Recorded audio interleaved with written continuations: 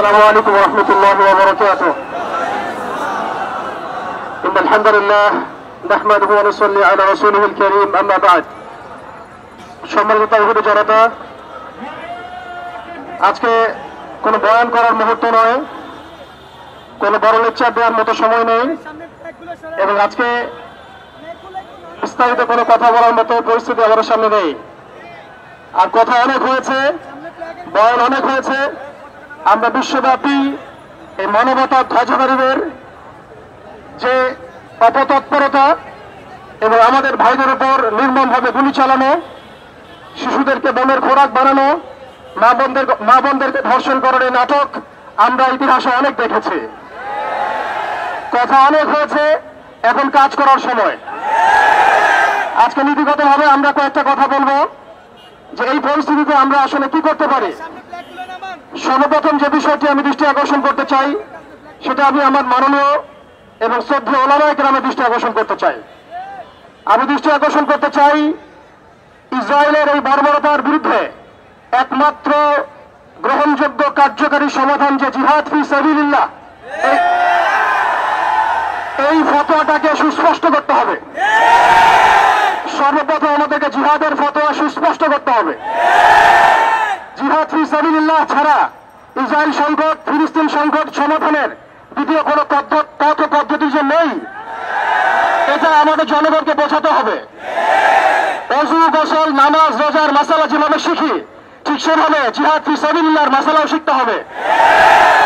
প্রতিটা নিজামের মধ্যে, পাঠ্যপুস্তকের মধ্যে এই মাসালার বিষয়গুলো, এর ফরজিয়াতের বিষয়গুলো অন্তর্ভুক্ত করতে হবে। দ্বিতীয় কথা যেটা বলতে চাই, ইসরায়েল একা শক্তিশালী হয় নাই। সুদীর্ঘ সময় পর্যন্ত ব্রিটেন তাকে সহযোগিতা করেছে। তারাই একত্রে হাত মিলিয়ে অটোম্যানদের উৎখাত করেছিল। এর পরবর্তীতে পুরো পশ্চিমা বিশ্ব তাকে সহযোগিতা করেছে, আজও করে যাচ্ছে। আমরা ইসরায়েলের ব্যাপারে সোচ্চার, কিন্তু তার বন্ধুদেরকে আমরাও যদি বন্ধুরূপে গ্রহণ করি, তাহলে এটা হবে একটা বিচারিত, একটা মুনাফিক আচরণ। আজকে ইসরায়েল টিকে আছে আমেরিকার উপরে। আমরা সুস্পষ্ট বলতে চাই, এই সাপের মাথা ইসরায়েল নয়, এই সাপের মাথা, মূল মাথা হচ্ছে আমেরিকা। আমরা সাপের লেজ নিয়ে কথা বলছি, কিন্তু মাথার কনসুলেট ঘেরাও করার মতো সাহস আমাদের হচ্ছে না। তাদের প্রতিনিধিকে ডেকে এনে জিজ্ঞাসাবাদ করার মতো সাহস আমাদের হচ্ছে না। আমরা ইসরায়েলের তৎপর, কিন্তু আমেরিকার যে আগ্রাসী ভূমিকা, কে ইসরায়েলকে অর্থ দিয়েছে? কে ইসরায়েলকে অর্থ দিয়েছে, বল দিয়েছে? কোন সভ্যতা ইসরায়েলকে দাঁড় করিয়েছে? কোন সভ্যতা ইসরায়েলকে অর্থ দিয়েছে, বোমা দিয়েছে, সাহায্য করেছে? আমরা ইসরায়েলের ব্যাপারে সোচ্চার হলেও কেন আমরা আমেরিকার ব্যাপারে সোচ্চার নই? কেন আমরা পশ্চিমাদের ব্যাপারে সোচ্চার নই? আমাদের উচিত হবে তাদের সকলের সাথে বন্ধুত্বপূর্ণ সম্পর্ক ছিন্ন করা। প্রত্যেকটা মুসলিম কান্ট্রি থেকে ইসরায়েলের সাথে যাবতীয় কূটনৈতিক তৎপরতাকে ছিন্ন করা। শুধু তাই নয়, আরেকটা বিষয় আছে, আমরা মৌলিক ইসরায়েল সম্পর্কে সচেতন। আমাদের বাড়ির পাশে নতুন একটা ইসরায়েলের জন্ম হয়েছে, এই ব্যাপারে আমরা সচেতন নই। আমরা দেখলাম তারাবির নামাজে মসজিদ ভাঙা হলো, হোলি উৎসবের নামে মুসলিমদেরকে নির্মমভাবে রাস্তার মধ্যে পেটানো হয়েছে। তারা একটা অনিবার্য যুদ্ধ আমাদের উপর চাপিয়ে দেওয়ার চেষ্টা করছে। আমরা যতই ভালো মানুষ হতে চেষ্টা করি না কেন, আমরা এই কনফ্লিক্ট এড়াতে পারবো না। ইতিহাস আপনারা পরে দেখবেন, আমরা এড়াতে পারি নাই।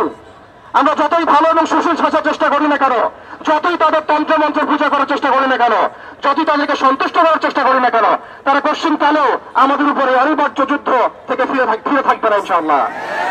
অতএব আমাদের উচিত আমাদের জায়গা থেকে প্রস্তুতি গ্রহণ করা। এখন আমরা কি প্রস্তুতি গ্রহণ করতে পারি এটা আপনারা সবাই জানেন। আমাদের মূল প্রস্তুতি ইমানের প্রস্তুতি, আমলের প্রস্তুতি, তাজকিয়ার প্রস্তুতি, অর্থনৈতিক প্রস্তুতি, এবং সবচেয়ে বড় কথা, বাংলাদেশকে যতদিন পর্যন্ত আমরা একটা মদিনা রাষ্ট্র হিসেবে কায়েম করতে পারবো না, ততদিন পর্যন্ত আমরা রাষ্ট্রীয়ভাবে এই সমস্যার সমাধান করতে পারবো না। একজন ব্যক্তি কখনো রাষ্ট্রের বিরুদ্ধে যুদ্ধ করতে পারে না, একজন ব্যক্তি কখনো রাষ্ট্রের বিরুদ্ধে যুদ্ধ করতে পারে না। কিন্তু বাংলাদেশ যদি একটা ইসলামী রাষ্ট্র হয়, পরিপূর্ণ ইসলামী রাষ্ট্র ব্যবস্থার দিকে আমরা যেতে পারি, ইনশাআল্লাহ আমরা আন্তর্জাতিক মহলে চাপ সৃষ্টি করতে পারবো। শুধু তাই নয়, আমাদের IMF এর বিপক্ষে আমাদের ইকোনমিক সিস্টেম দাঁড় করাতে হবে। ওয়ার্ল্ড ব্যাংকের এগেইনস্টে আমাদের ব্যাংকিং সিস্টেম দাঁড় করাতে হবে। ওদের ইউনাইটেড নেশনস ফেল করেছে, ওদের মানবতার সংগঠনগুলো ফেল করেছে, এইগুলোর এগেইনস্টে আমাদের ঐক্যবদ্ধ প্ল্যাটফর্ম নিয়ে আসতে হবে। এজন্য অবশ্যই আমাদেরকে একটা ইসলামিক রাষ্ট্রের দিকে যেতে হবে। প্রিয় ভাইরা, এখন কথা বলার সময় নয়, কাজ করার সময়। আমাদের শেষ করছি আমি, আমাদের চোখের পানি তাদের কোনো প্রয়োজন নাই, আমাদের মায়া কান্নার গাজাবাসীর কোনো প্রয়োজন নাই। গাজাবাসীর প্রয়োজন অর্থনৈতিক সাপোর্ট, গাজাবাসীর প্রয়োজন সামরিক সাপোর্ট, গাজাবাসীর প্রয়োজন এমন একটা জাইশ, এমন একটা ফোর্স যেটা বাহির থেকে গিয়ে বাইতুল মুকাদ্দাসকে উদ্ধার করবে ইনশাআল্লাহ। আর আপনারা ভবিষ্যৎবাণী শুনে রাখবেন, ইনশাআল্লাহ আযজা ওয়া জাল আল্লাহ রাব্বুল আলামিনের এই বান্দাদের মধ্যেই এমন একটা জাইশ, এমন একটা দল আল্লাহ পাক সৃষ্টি করে দিবেন ইনশাআল্লাহ।